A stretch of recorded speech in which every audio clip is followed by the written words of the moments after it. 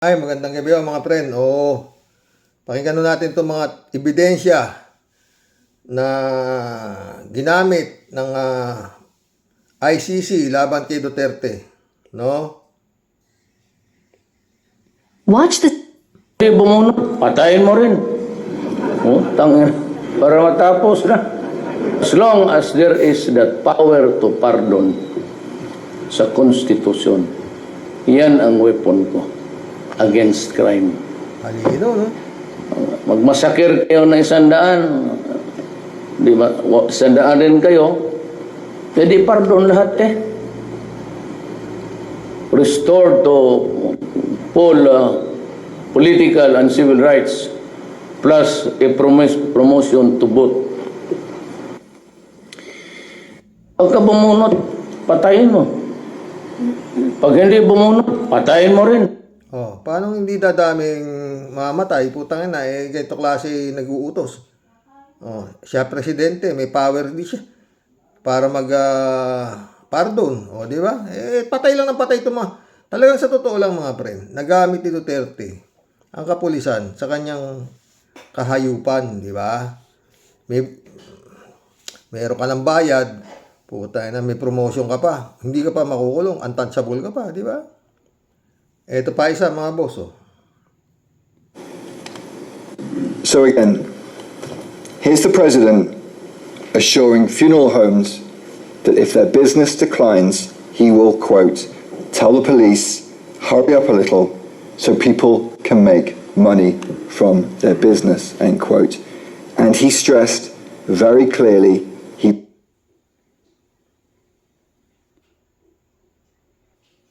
Ito mga friend. Kung may punerarya ho kayo, kikita kayo ng husto. Palakpak naman yung mga gago.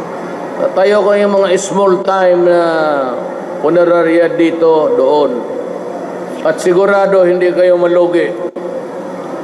At pag humihina na ang negosyo ninyo, sabihin ko lang sa mga polis, bilis-bilisan ninyo ng konti para kumita yung tao sa negosyo nila. Ayan, sinasabi ko na sa inyo. Hindi ako nagbibiro. So again, here's the president assuring funeral homes that if their business declines, he will, quote, tell the police, hurry up a little so people can make money from their business, end quote. And he stressed very clearly he was, quote, not joking. Sabihin ko, Paano anong depensa gagawin ni Kupalman dyan? Wala. Kaya dapat si Digong talaga, hindi na patagalin yan. So, kung ano sinasabi niya dati dito na I did it for my country. Bahala kayo kung gusto niyo akong bitayin. Ba? Bayani pa dating mo sa mga tanga, di ba? Meron nung survey 3 days ago to mga friend. Agree ba kayo? To tanong agree ba kayo na si Sara Duterte ang ina ng bayan? Bakit? Ayun nakikita niyo. Meron ng oo saka hindi. Oo. Di ako.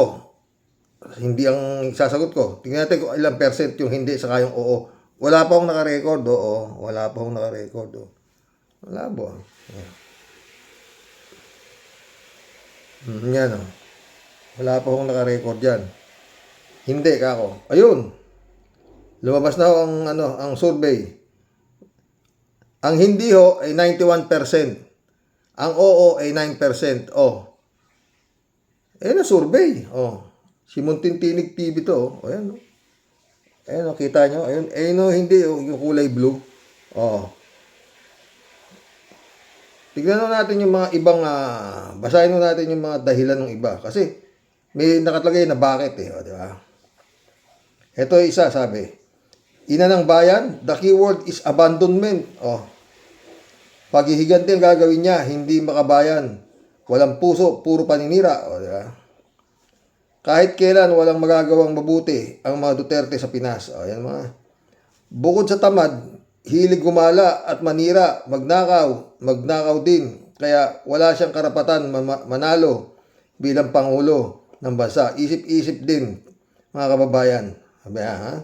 Paano magiging ina ng bayan ng isang sarang saltik na hinalal ng taong bayan, nangako na tutulong sa ating mahal na Pangulo BBM, hindi naman nagtatrabaho, panggulo sa bansa, ang binabagsak ang mamayang Pilipino, maging ang ating presidente, walang kwenta, nabipilang ang tawag, ngunit walang pagmamahal sa mga Pilipino at bayang Pilipinas. Yan ang karamihan comments dito sa tanong na to. Pinaliwanag ho nila kanilang mga boto na yun nga, agree ba kayo na si Sara Duterte ang inang bayan? Bakit? O, yun. Meron naman hong 5 na tanga na uma-agree. O, di ba? Basta paulit-ulit tayo mga friend. Yung si Digong, wala na hong kapag-asa yan. Maski si Sara Duterte, hindi niya rin inaasahan na ano yan, wala na ho talaga yan. Nagagastos na sila. Kumbaga sa sakit, kumbaga sa cancer, stage 5 na ho yung si Digong. Itong si Sayad, eto ang pag ito hindi na-impeach, isa hong napakalaking kagaguhan. Kung sino ang hindi ho boboto na hindi yan ma-impeach, automatic may sayad sa utak. Dating na-impeach na, tapos ngayon hindi niya ma-impeach. Lalo sa Kongreso. Kaya hindi ako maasa na hindi yan ma-impeach. May-impeach at may-impeach yan. Magkakatalo na lang ho yan sa Senado. Oo. Pag hindi yan na-impeach sa Kongreso, puta na. Anong klase na yan? Diba? Diba mga friend? Yun. Punta na ho tayo dito sinasabi kong topic. Maganda ho 12 hours ago ito. Meron itong 19,261 views. Head Start, Atty. Jojo Lacanilaw on Duterte. Pakinggan natin si Atty. Jojo Lacanilaw. Si Idol Karen Davila.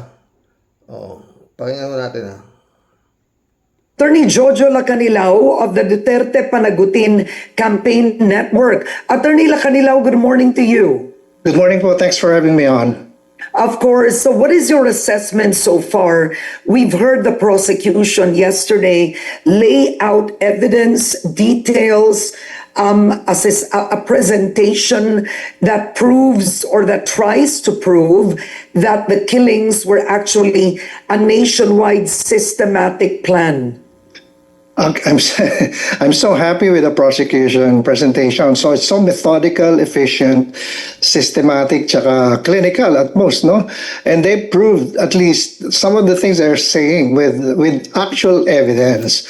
Now, the Duterte camp has just relied on the defense of denial. In fact, I call it the joke-only defense. No, everything that he said, everything that the incendiary statements that they admitted he did, and he said, they said, no, don't get that. It's just not the right frame, because he really loves the rule of law. No, and the analogy I give is actually like a person beating his wife and says, don't forget that I dated you and I gave you a gold necklace, but he still keeps beating his wife. No, so that kind of argument doesn't actually hold. So I'm happy, but the case is really moving forward, and we anticipate the confirmation of charges by the ICC.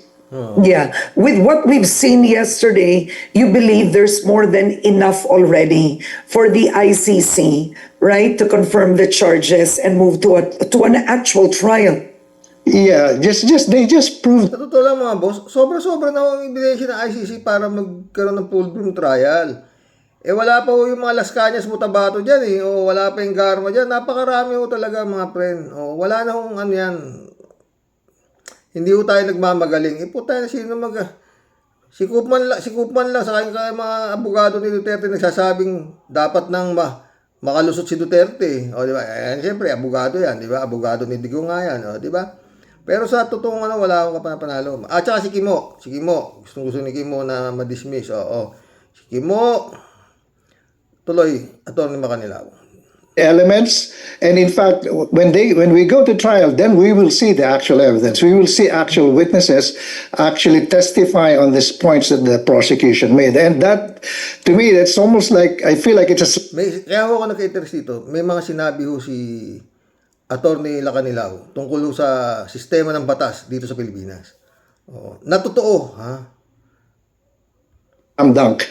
I mean, because we haven't heard from the defense anything that they will present on why Duterte is not guilty of these crimes. Because the thing is, most of them, especially the co-perpetrators, no, Aguirre and Bongo, they've actually admitted that Tokhang, their only defense is we're not part of that.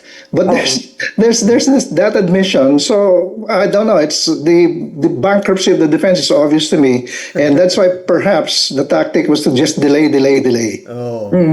It's interesting how you described it, the bankruptcy of the defense.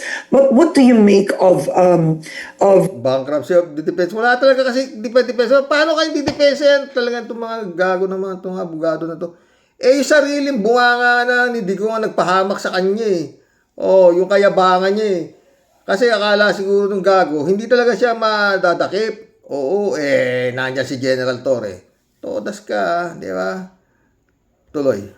Attorney Kaufman's opening statement that, well, he essentially criticized President Marcos Jr. for not keeping his word with the ICC, him surrendering Duterte, essentially framing it that this was put. Matawa si Atty. Lacanilaw sa mga pagkasabi ni Kupalman, di ba? Tatawa siya eh. Bongbong, hindi raw tinupad yung pangako niya na ganito. Wala yung yung pag-usapan yung pagpatay. Ba't si Bongbong? Anong pakalam ni Bongbong? Si Bongbong nga yung di pa nga presidente si Bongbong nung nangyari yung patayan na yan. Ba't si Bongbong nyo? Ang magagawa ni Bongbong. Siya nga ang presidente. Di, sumunod siya sa rule of law. Merong hindi na nga nakialam sa investigasyon, sabi niya. Pero hindi ako pwedeng hindi susunod sa Interpol dahil miyembro tayo ng Interpol. Kaya ang problema lang ito mga friend. Kung gagana ang Interpol na sinasabi na humuli kay Digong, kailangan gumana kayo Interpol. Kay Bato, kay Bongo at sa mga kasama pa nito si Duterte na mga matataas na mga general. Tangina, talagang antibay nung sindikato ni Duterte. Tangina, meron siya. Kanya Department of Justice, kanya ang Ombudsman, kanya ang anak ng puta mga general. Ang putang tuloy. Politically expedient and convenient for him. Duterte being very popular, riding his motorcycle, not to kill people, but to serve people. I mean, your thoughts on the defense's opening statement? Yeah, the thing that Kaufman actually did was just, everybody's guilty except Duterte. That's basically it. Everybody is rigging everything, conspiring against him. The whole world is against him, even academics from abroad. And so, he's not guilty because he's really a good person. People love him. That's not a defense. That's just an excuse, no? Nothing that will give the court any kind of basis to say, okay, this guy is really not guilty at all of these crimes. It's hard because, there are 7,000 victims, Karen, that we're looking at. There are many cases of attacks against civilians. How can you just disregard that by saying, BBM, the president, actually has a political motive on this? I'm not discounting that. Okay, fine. But how does that weigh in on your defense? That does not help them at all, in my view. What are you expecting for the defense? Because by Thursday, am I correct? The schedule is it's the Tomorrow. defense that will be presenting, no? Tomorrow. On the merits, no? I'm actually, naghihintay ako. I'm actually excited to hear what... Paano nila to didepensa, no? Exactly. Paano Kasi, babalitarin? how do you say na hindi nangyari in Tokhang? How do you say with 7,000 victims? How do you prove na it's a systematic presentation of the prosecution kahapon, no? All the elements they've proven, the common plan, the structure, the co-perpetrators, and the influence, the direct influence of Duterte on the whole thing, no? Citing his own words. Yeah. And many of these words actually, hindi pwedeng sabihin joke only, no? And some of these were actually given under oath, no? In Senate and the Congress. And I'm sure it's just the tip of the iceberg that I think prosecution was not very long, no? It was a tip of the iceberg that they presented because that's enough for the ICC pre-trial court to say, okay, let's proceed to the trial and see what the evidence is actually. So parang may probable cause na tingin ko, no? It's hard to deny that with the presentation of the prosecution kahapon on the merits. Oo, at hindi lang yun eh. Actually, for me, what was striking, other than the testimonies themselves, but the PNP circular. The PNP circular that actually orders Yes. and uses the word neutralize. So it's, right? yes, it's documented. I mean, the common plan has been documented, neutralized, and they painstakingly define it as in the context of the Philippines, it's kill. Tapos may mga evidence sila na when people were neutralized on the date that they were actually killed. Really, really compelling presentation kahapon. Kahit maikli lang, but it gives us a view. Actually, ngayon ko na nakita yung circular na yun. And to me, wow, tama si Justice Carpio kaninang umaga. How did we allow this thing, no? People are now saying, oh, we're protecting the Constitution, Filipinos should be tried here. But my question to them is disingenuous hypocrisy. What did you do when Duterte was destroying our Constitution, killing people without due process? So yun lang, I mean, come on. I mean, wag nating bilugin yung ulo sa English gaslighting and changing the story because the story is very clear. All right. Now, Attorney Lacanilaw, I asked this. Maski yung impeachment ni Sayad, very clear din yan. Kaya pag hindi yan na-impeach, si Sayad, talagang inutil tong dito. Itong batas dito. Gaya na sasabihin ng Attorney Lacanilaw. Inutil yung mga nasa Senado na i-acquit si Sayad. Yun lang masasabi ko dyan, ha? Ang liwaliwanag eh. Talagang magama sila, di ba? Tuloy. Kay Justice Carpio. Of course, it's the first time, we're all seeing with our very eyes how an ICC pre-trial confirmation of charges hearing is conducted. No, I've never seen one. Have you seen one before? I mean, with previous leaders? Honestly, no. Of course, you hear about them, but I haven't really seen an actual trial. Yeah, because I think also, if there were ICC trials in the past, they may have happened before the internet age or before social media, right? Of course, the behavior has changed. Now with social media, everything is live streamed, televised, and the popularity of former President Duterte is one of the reasons, I believe, that the ICC chose to live stream the hearings. So, ang tanong ko, seeing what we're seeing now, na ito yung tinanong ko rin kay Justice Carpio, kaya ba ito ng mga korte natin? Kasi narinig natin ng mga senador, di ba? Tatawa si Attorney Lacanilaw. Kaya ba ito ng mga korte natin? Sabi ng Attorney Lacanilaw. Ito yung maganda yung sagot niya. Kaya nagustuhan ko ito mga friends. Sana magustuhan niyo rin po, ha? Dito dapat siya iharap. When you think of it, theoretically, oo nga naman, we're not a failed state, right? Diba? Our courts are fully functioning. Nakapagkulong na tayo ng 2 presidente. Right? But seeing what we're seeing now, kaya ba natin yun? Pero remember yung mga quote-unquote kinulong natin mga presidente, na-acquit lahat yun. na-pardon din. Talaga nakukulong. So, to be honest, yung mga victims, this is what they say actually, Karen. There are 2 tiers of justice in the Philippines. Yan. For people like us who are poor, not without any resources, sure, the justice works. But we know now, flood control, etc., may nakulong na ba, no? And then, it's hypocrisy, disingenuous to say, dito natin itry. Ang tanong ko dun sa mga ganon, anong kaso na bang final natin against Duterte, Bongo, and Senator Bato? That's why, sa complementarity doctrine ng Babanggitin ho dito ni Attorney Lacanilaw, itong DOJ, saka itong ombudsman, ha? ICC, if the state is unwilling and unable, which I think is proven na hindi talaga natin kaya, ni walang kasong nasampa eh. And number 2, on that point, actually, wala tayong procedure eh. Wala akong binabasa to ha. Hindi kagaya nito si Sayad. Pag ganito natanungan, wala na si Sayad. No comment, sabi ni Sayad. To. Yung, sabi, padaanin yung warrant of arrest, padaanin sa court. Anong procedure ang gagamitin natin? Wala naman. Pero actually, meron sa RA 9851 na pinaalaw na itry sa labas, no? So, this very, to me, actually, I'll use the word, it's cartoonish. Cartoonish. For minority senators to say, oh, we will file a resolution that amend the law, because the law is there. So they cannot, because they don't have the majority number. So they put out this resolution for PR purposes. It's cartoonish for people who understand. Oh, actually may punto kayo na totoo to in the Philippines there are two tiers of justice.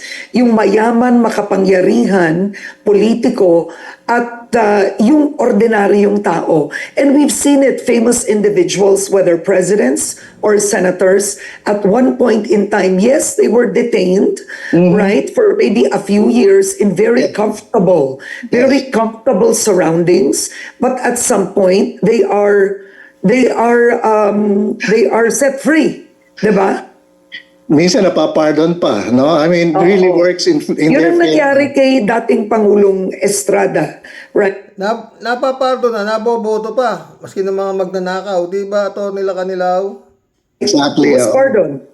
And then, marami naman tayong pwedeng isite na example talaga the last several years under actually even Duterte, no? Duterte's time, marami siyang pinatawad eh. So that's the kind of justice where, alam mo, Karen, as a lawyer, it's really embarrassing. We go abroad and discuss and, argue, negotiate for the Philippines sometimes.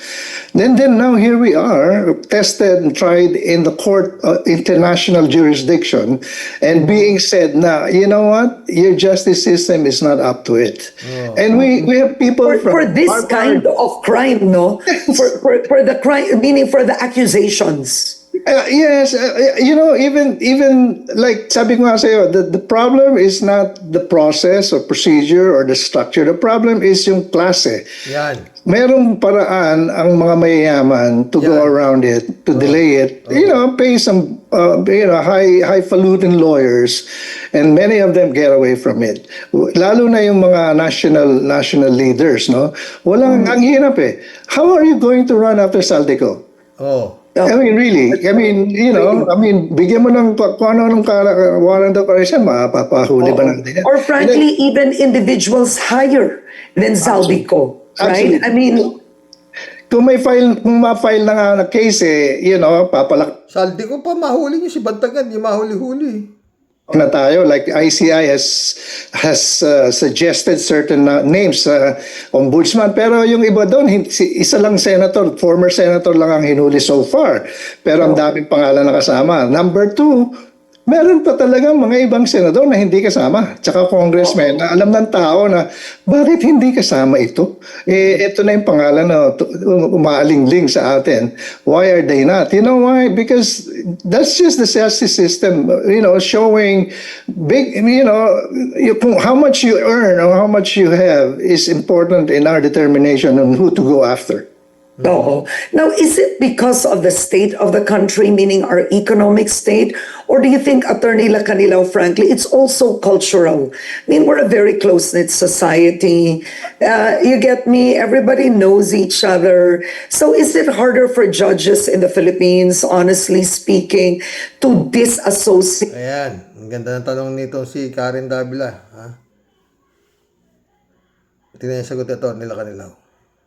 Yeah, to have that blindfolded, attitude when it comes to hearing cases of big people.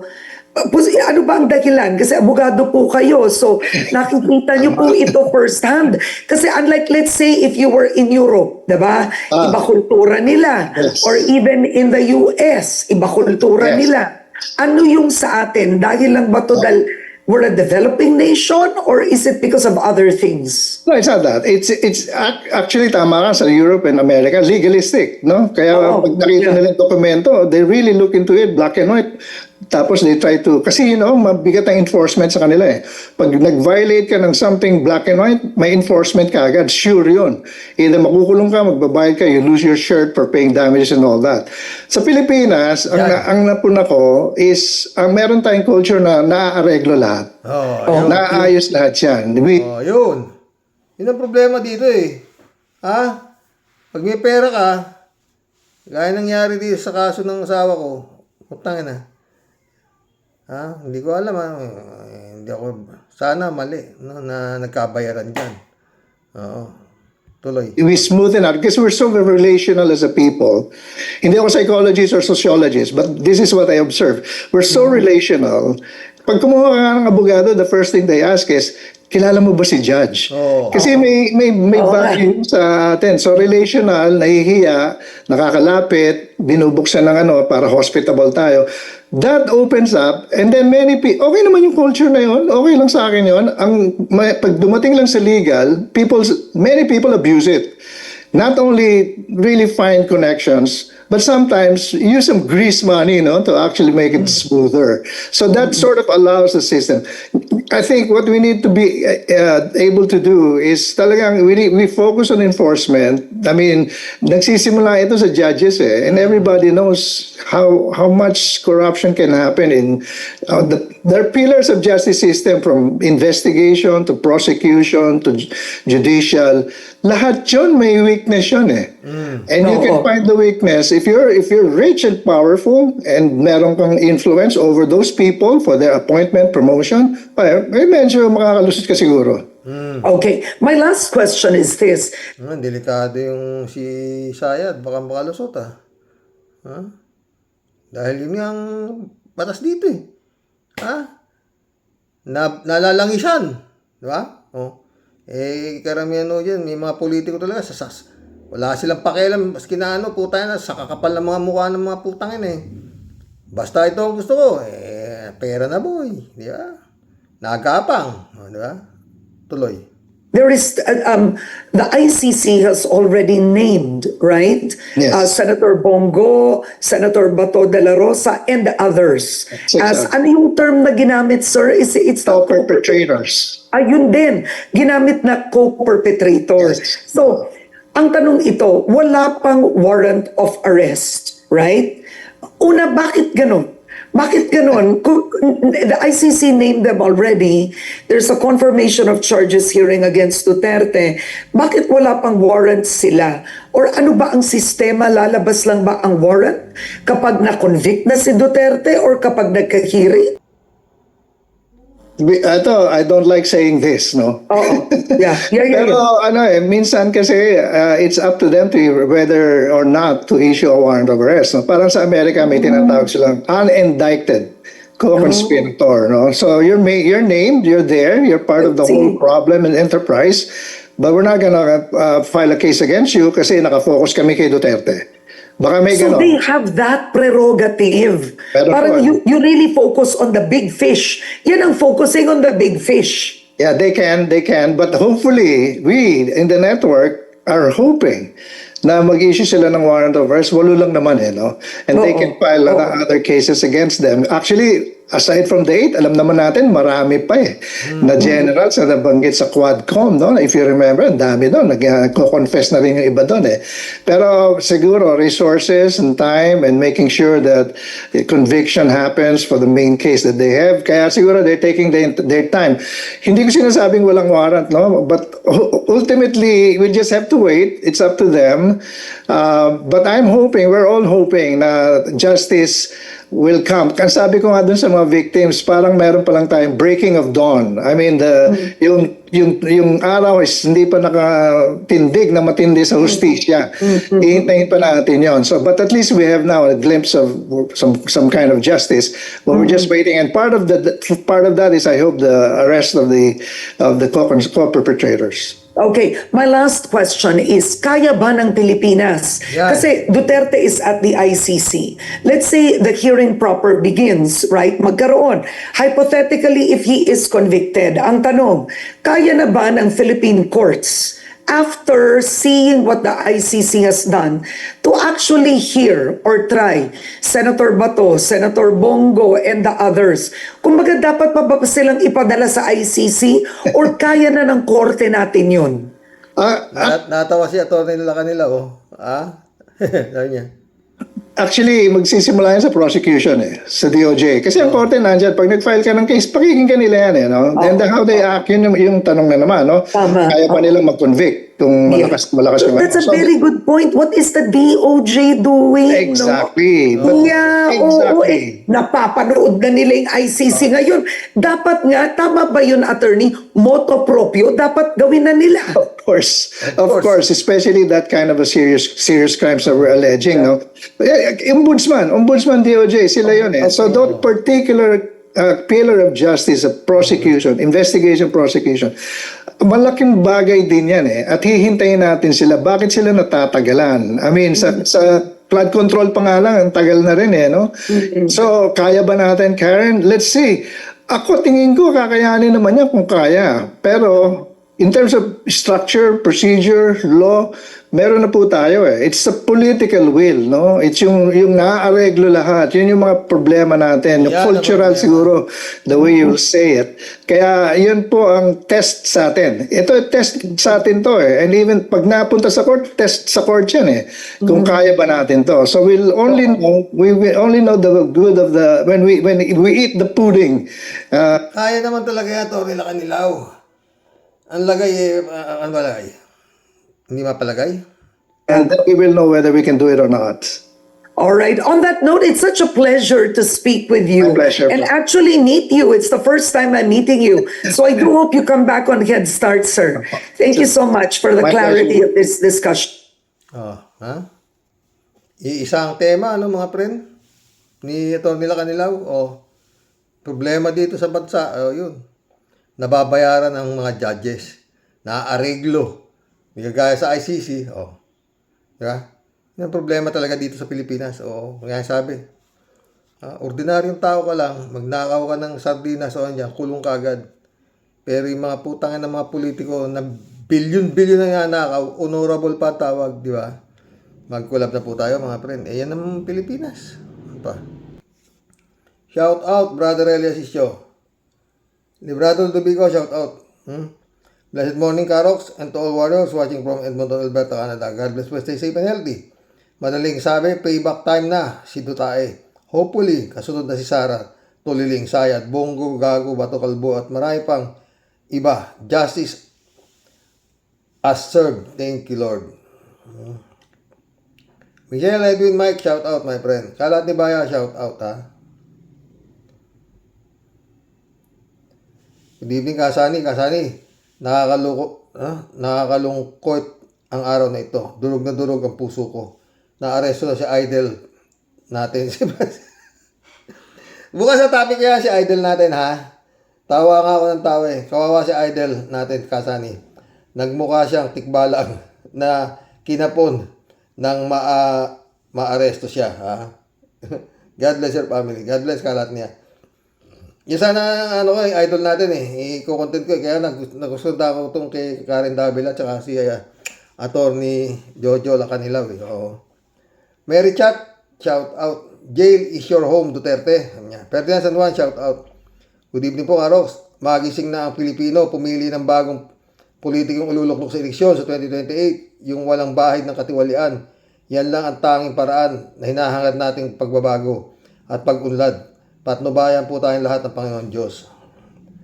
Okay. Shirley J. Sir, shout out, ha. Walay, yan ba ang halagang 150 million naman? Nag-ala-vlogger ni si Koopman hearing ng ICC. Totoo, natulala sa pinapalabas ng mga ebidensya laban kay Duterte.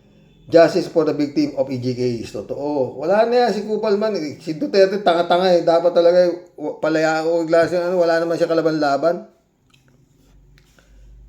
Shirley Estera, shout out. Xerox, ano sa palagay niyo po? Di ba wala naman atang silbi ang boto-boto? Dahil kumulik naman ang parang nag-a-appoint sa kasagustuhan nilang mayo po sa posisyon. Ingat po.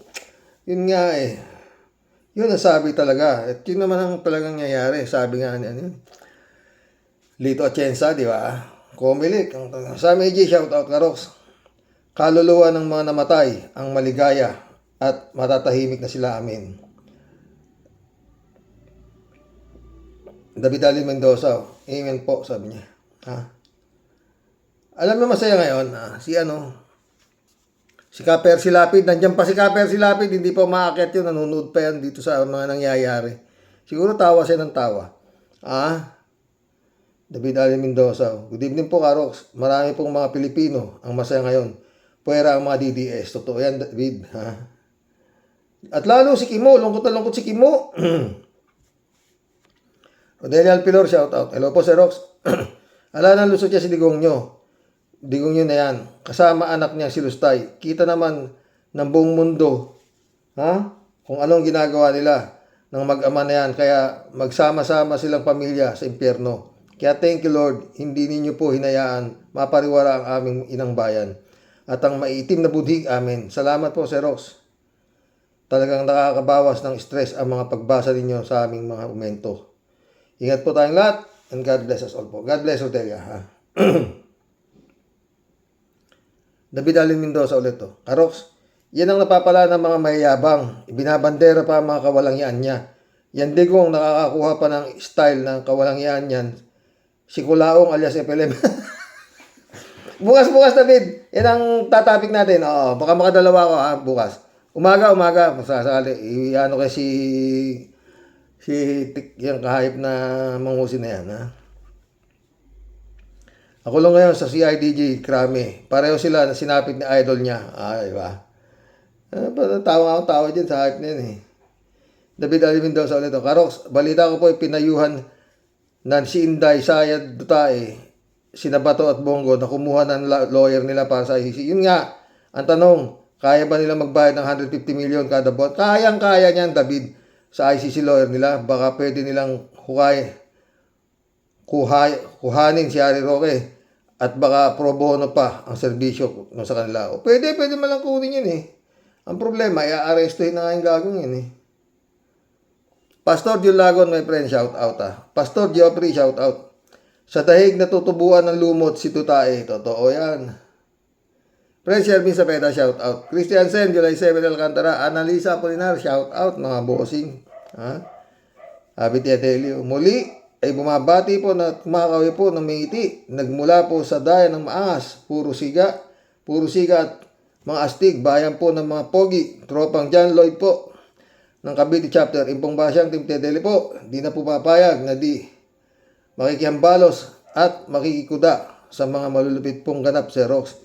Dito po sa ating ingkong, Sir Rox, masasabi ko po what you reap is what you sow. Talagang ganyan po ang buhay. Ano po, ingkong? Sa sitwasyon mo po ngayon, ingkong, I cannot say revenge is sweet. Ano po? Dahil hindi po marunong maghiganti si Lord. Kumbaga, tinuturuan ka lang po ni Lord na lumugar ka sa dapat mong kalugaran. Nasa Biblia po natin yan. Love God above all. Totoo yan. Tia Daily, bumanat ka naman. Lahat ng tao, kung murahin mo sobrang wagas. Pati ba naman si Lord, di mo pinatawad? God moves in a very mysterious ways. Alam ng Diyos ang mga taong ipinapatay mo, lalo yung mga nakatsinelas lang. Walang magiging hustisya from ingkong. Dahil sa sobrang talino at angas mo, wala ka talagang sinasanto. Mapabata, mapamatanda. Tingin mo sa kanilang lahat para lang mga hayop kung ipapatay mo. Doon sa mga kampon ng mga Dutae, pagmasdan ninyo, sanang mabuti ang namin ninyong lahat kung bakit ang Panginoon nyo nasa apat na sulok na madilim niyang daigdig ngayon. Kung meron kayong tunay na Diyos diyan sa mga puso at utak nyong malabnaw, sana maintindihan ninyo na mga leche kayo. Hustisya po at katarungan ang ipinaglalaban dito ng mga taong namatayan at naabuso ng Panginoon ninyo sa lahi. Sa Panginoon nyo na lahi ng mga tiyanak, okay? Huwag kayong piling pabiktim at ubod ng kakapal ang mga pagmumukha nyo na kung kani-kanino isinisisi kung bakit ang ingkong nyo naiwas-iwas ang malayong bayan kahit siya ay uugod-ugod na. Deserve na deserve niya yan dahil kahit nga batang musmus nga, wala siyang naging awa to spare at huwag idamay. So para sa iyo, ingkong Kulaba, tanging masasabi ko, congratulations, you did it to yourself kung saan ka man ngayon. Ikaw mismo ang gumawa ng kapalpakan mo. Kaya tantanan mo ng pamilya mong tiyanak ang paninisi sa kung sino-sino, okay? Mas maging masaya para sa taong bayan kung lahat ng mga naging kasangkot at mga taong ginamit mo, makasama mong bibitayin at mabibitin ng patiwarik bago balatan ng buhay para matikman ninyong ding lahat kung paano patayin ng walang hustisya at walang kalaban-laban. Walang dapat paligtasin. Buhay ang inutang, dapat buhay din ang kabayaran. Oy, Bongo, batong sundalong kanin o nasaan ang tapang ninyo ngayon, aber? Si Piluka Gumigire, si Mr. Albayade. O ano mga sir, aangas at tatapang ninyo, di ba? O bakit parang mga bubuit kayo ngayon pagtatago? Naku Sir Rox, depende po siguro sa huhusay at pagiging teknik ng aming mga John Lloyd ng Cavite. Naku, malabo yan, Tia Deli. Kung paano po makatatakma ng mga yawang pugante na ngayon po puro mga urong ang mga lawlaw na lubot na sobrang takot. Mga Sir Pogi ng Cavite. Abay, kilos-kilos po tayo, ano po. Huwag po tayong maging chiwari-wari up at maging tropang bukbuk na walang maipagmalaki at pakinabang kundi puro walay at mission. Mission nga, sayang naman po yung tsapa natin na DILG at Ombudsman. Friend, Amy Bingson, Dolor Garcia, shout out Emans Caloonanak, shout out. Pastor Geoffrey Oleto, Boss Rox, pwede pelikula Buhay ni Tutae. Eto, dito ako napatawa Kay Pastor Geoffrey. Boss Rox, pwedeng pelikula ang Buhay ni Tutae. Pamagat, pinahamak ako ng bunganga ko. Sabay buha. Totoo naman, di ba, Pastor? Yun ang nangyari, pinahamak ka siya ng bunganga niya. Tanga mo na. Sobrang yabang Alam mo, tigas-tigas Meli Aburot, shout out. Saramao can be considered as cohorts, co-perpetrators. Antayin ninyo ang statement ni Las Cañas. It will confirm of Saramao's join them in jail. Big time, happy together, Totoo yan. Ted, shout out. Walang depensa si Koopman. Lahat na suntok, salo sa kanyang mukha. Ayos, pasa-pasa. Totoo, walang depensa Kaya si Duterte na tanga-tanga rin to, gago. Ang pinaka-depensa mo lang, digong. Mag-hunger strike ka, sabi ko na nga, tanga-tanga mo. Palayasin mo na yung mga ano mo. Hindi mo ka mo nire-recognize yung ICC, tapos kukuha pa ng abogado mo, bugok. 3J Show ulit. Sir Rox, ang ICC po, hindi kayang gapangin. Di po Pilipinas ang Netherlands. Iba't iba lahi ang mga judges ng ICC, kaya di mo sila magagapang. Di naman naghihirap mga yan na kailangan ng milyon-milyon datong. May kahihiyan ang mga yan. Di mo mabibili ang landangal para mga Japanese. Mas gusto pa nilang magharakiri kaysa mapahiya sa madla. Totoo yan, 3J Shop. Galing mo, 3J Shop ulit Alam mo, Sir Rox, napakagaling talaga ni Atty. Claire, alias Auntie Claire. Para matapos niyang narrative ng mga DDS, kesyo kinidnap daw si Gongdi, di pinakita ni Auntie Claire yung dialogue ni Gongdi. Nung inaaresto siya ni General Torre, sabi niya, kung iyon ang kapalaran niya, tanggap niya. At kung saan siya sumama sa mga umaresto sa kanya, pahiya ang mga DDS, di ba? Mali si Gongdi talaga doon 3J Shop. Dapat hindi siya sumama ng ano doon. Talaga, lamaban siya talaga. Tanga-tanga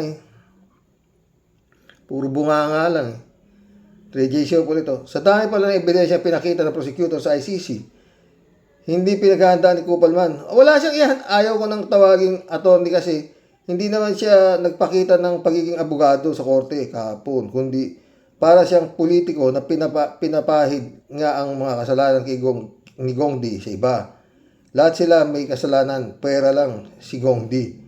Di pala yan abogado kundi Kimo 2.0. Totoo. Pero wala kang depensa Sa totoo lang, wala kang depensa. Paano hindi depensa yung si Gago nga umaamin? 3J Show ulit Xerox, naka makakauwi na raw si Gongs D. Confirmation of charges pa nga lang akala ng mga DDS como nagsalita si Koopman, ayos na ang buto-buto.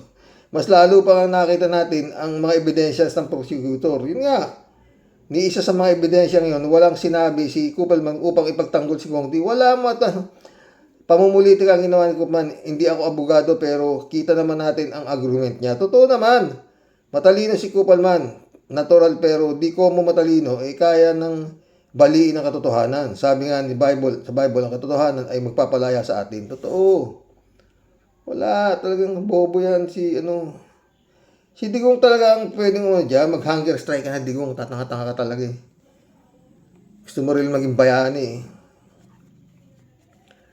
Elizabeth Iscare, shout out. Good morning, Sir Rox. Sa mga naipresent ng mga prosecution diyan sa ICC, ang lakas talaga ng ebidensya at talagang makukonvict yan si Duterte sa war on drugs kuno niya. At alam naman ng Pinoy yan at nakita natin yan, patayan na yan ginawa ng kanyang administrasyon Duterte. Kaya dapat lang yan habang buhay, kung pwede lang nga bitayin na niya dyan kasi kulang pa buhay niya para sa kabayaran ng mga kahayupan nilang ginawa sa ating bansa. Totoo yan, Elizabeth. Romeo Calusa, shout out. Good PM, Karo. Super labo ng pag-asa ni Duterte. Better to Filipino victims of EJK. Totoo, wala abo na talaga yan, Romeo. Romeo ulit, Ito pa ang nakakainis sa mga kababayan natin. Todo suporta pa rin sa ganitong mga politiko, lalo na itong mga dutae. Anong klaseng merong utak ang mga DDS? Buksan nga ninyo ang mga utak nyo. Hindi yun idol kayo ng idol sa mga magnanakaw, sumira ng bansa natin sa ang sasarap niyong paluin sa ulo. Ang bobo nga utang yun Eddie Luna, shout out. Christian Cheng Naka, Boyong Kong Balong, John Dimango, shout out my friend. Sabi ni Romeo Calusa, malaki ang kasalanan mo, Digong. Dapat sana binuhay mo ang bitay sa Pilipinas. Hindi yung EJK mo. Yan tuloy diyan ka na nabubulok, di ba? Chopista Bunaaw, shout out. Good morning po kuya at sa mga ka-warriors. Lubos po akong nagpapasalamat sa ating Panginoon Diyos po natin lahat dahil di niya tayo pababayaan sa lahat ng mga ginagawa ng tandang dutae at ang mga kasabwat niya para maipatupad ang mga bangungot na naranasan ng mga biktima. Lord Jesus Christ, marami pong salamat. Amen. Amen, Chopista. Chopista ulit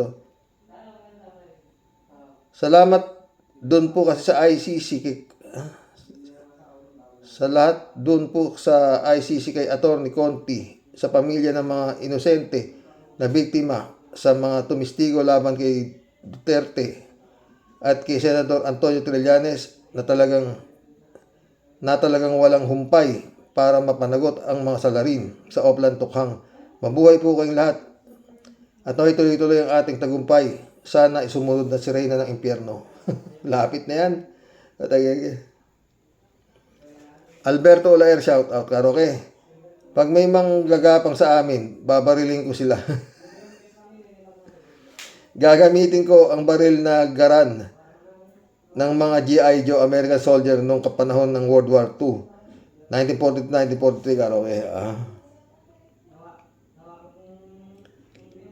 Pag may time, Alberto, kwentuhan tayo. Pag may time ka, tawag ka. Marilo Pabian, shout out. Good afternoon po muli tayo sa mga ka-warriors. Talagang nakamasid ang ating Panginoon. Totoo. At sa mga malulungkot na nangyari sa ating bayan, sa mga kawawang EJK victims, sure ng diretso na sa pananagot sa mga pagkakasala, una sa lahat ng ating dating Pangulo. Pero yung mga mini Duterte, pilit pa talagang gumagawa ng paglilihis sa focus ng hearing, kaya talagang mabuti na doon siya dinala para sa patas na hearing. Totoo, kung dito wala nakalaya na yan. 3J Shop ulit Si Rox, pahabol muna. Ang ganda kasi na sinabi ni Ronald Llamas kay Kristan sa vlog niya. Ang mga DDS, pati na rin sila Dutz, mga sociopath at sociopath, alam nila ang mali at tama, pero ginawa pa rin nila ang tama dahil nakinabang sila. O di ba? DDS na DDS ang definisyon. Yung psychopath naman walang alam sa tama at mali. Sa madaling salita, eng-eng tulad ni Sarah, di ba? Totoo yan. Ay, mission accomplished mga bossing. Hanggang bukas po muli. Kaya natin itatapik natin yan si Gusgusin bukas, ha? God bless. Good night, mga friend.